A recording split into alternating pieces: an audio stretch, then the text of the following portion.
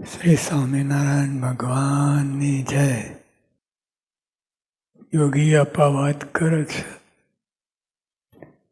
પોતાનું બ્રહ્મ સ્વરૂપપણાનો આનંદ ક્ષણ પણ મારો પડવા દેવો નહીં. આપણે તો દેહ સ્વરૂપ 24 કલાક દેહ સ્વરૂપ રાચી રહ્યા છે. પણ યોગી આપા કે અને ખરું તો આ જ છે. આપણે બ્રહ્મ છીએ, અક્ષર છીએ. બધા જીવ પ્રાણી માત્ર અક્ષર છે. પણ આપણે જાણ થઈ એટલે આપણે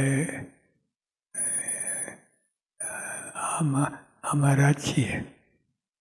તો યોગી આપા કહે છે, પોતાનું બ્રહ્મ સ્વરૂપપણાનો આનંદ ક્ષણ પણ મોરો પડવા દેવો નહીં.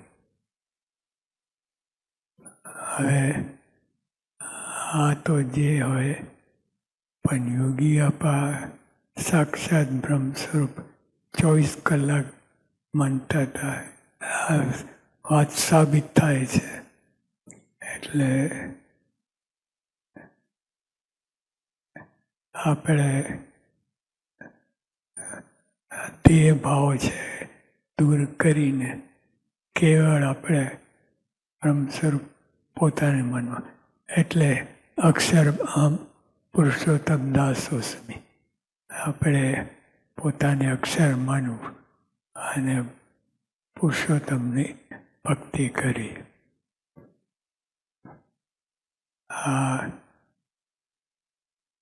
પણ આપણે વિપરીતપણું છે.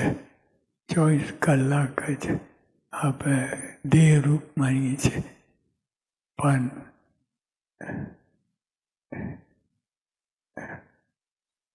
થોડાક 2-3 મિનિટ પણ આપણે પોતાનું બ્રહ્મ સ્વરૂપ માનવું જોઈએ. પોતાનું બ્રહ્મ સ્વરૂપપણાનો અંત ક્ષણ પણ મોરો પડવા દેવાય નહીં. કામક્રોધના ઘાટ થાય, કામક્રોધના ઘાટ થયા જ કરે છે. ત્યારે જ્ઞાની કહીને દબાવી દેવા. જ્ઞાની કહીને એટલે હું આત્મા છું, અક્ષર છું, એ જ્ઞાની કહીને કામક્રોધના ઘાટ થતા હોય એ દબાવી દેવા. જો ભૂંડો ઘાટ કર્યો હોય તો તારા ભૂકા કરી નાખે છે. મનને ઉપદેશ આપે કે જો ભૂંડા ઘાટ કરીશ તો તારા ભૂકા કરી નાખે છે. ભૂકા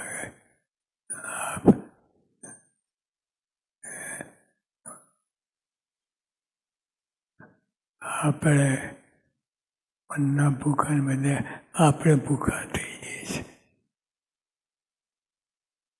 બહુ અઘરું છે. પણ જો પ્રેક્ટિસ પાડીએ એવી રીતે રટન કરતા રહીએ તો થાય. ટેવ પાડવી પડે. હું આત્મા છું, અક્ષર છું. આખા દિવસમાં 2-4 વખત તો કરવી. કામક્રોધના ઘાટ થાય ત્યાં જ્ઞાની કરીને દબાવી દેવાય. જો ભૂંડો ઘાટ કર્યો તો તારા ભૂકા કરી નાખીશ.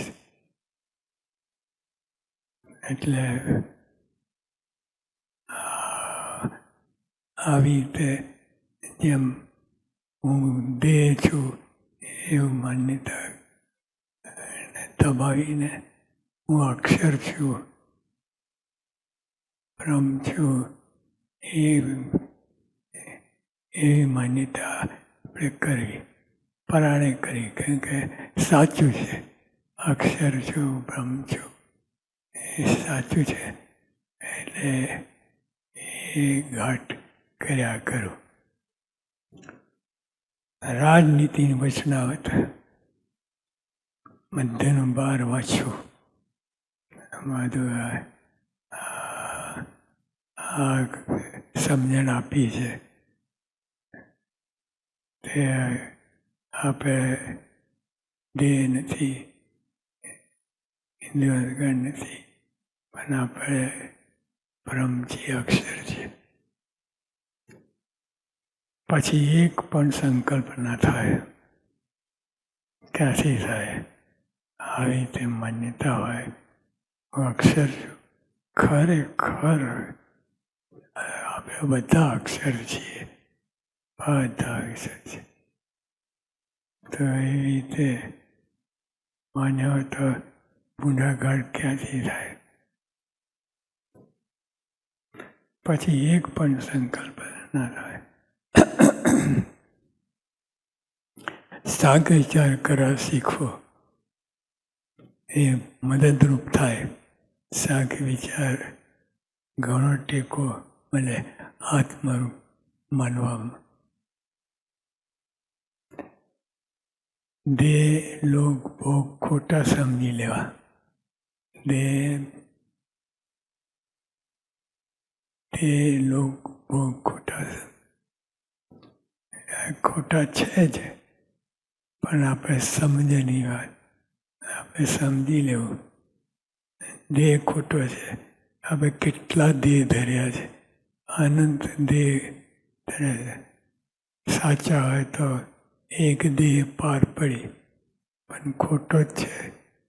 હવે બહુ તો બહુ 100 વર્ષથી અધિક કોઈ જીવતો નથી, તો ખોટો જ છે દેહ.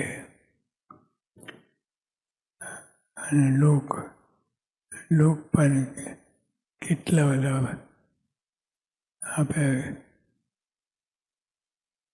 આગલી પેઢી એના પહેલાંની પેઢી, એટલે લોક પણ ખોટો છે, કાંઈ રહેવા નથી.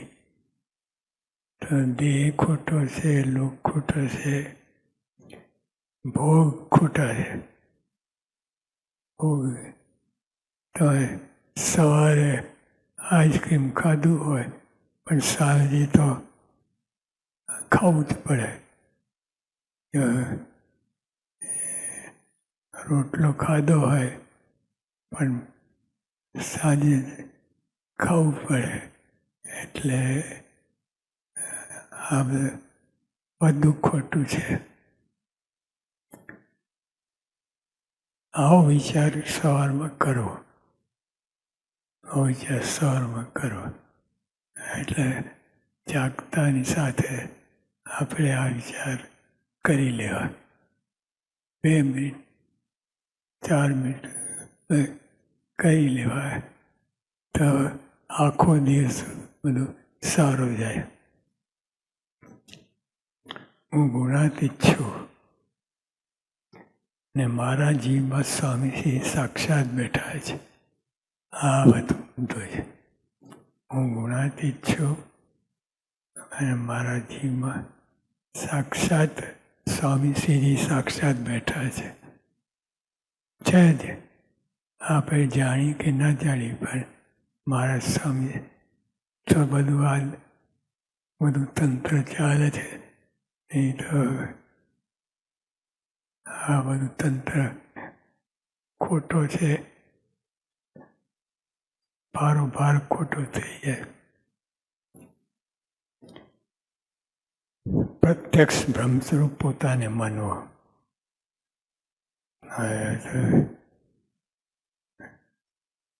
આ યોગી આપણને વાણી છે, એટલે આપણને ઉપદેશ આપે છે. એટલે એ તો સાક્ષાત બ્રહ્મસ્વરૂપ છે જ, એ તો આવી વાણી નીકળે નહીં. અને આ વાણી સહજ યોગી આપે, સહજ શાસ્ત્રીમાં યોગી આપા પ્રમુખ સાંઈમાં બધા સહજ આ વાણી નીકળે. કે પોતે માન જ છે, હું અક્ષર છું, બ્રહ્મસ્વરૂપ છું.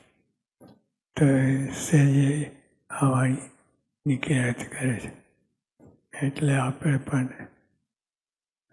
અત્યાર સુધી જે માને એ ખોટું કરીને આપણે આમાં આ લાઈનમાં ચડી જવું તો અખંડ આપણને શાંતિ રહે, સુખ રહે. સિદ્ધાંત સ્વામી મહારાજની જય.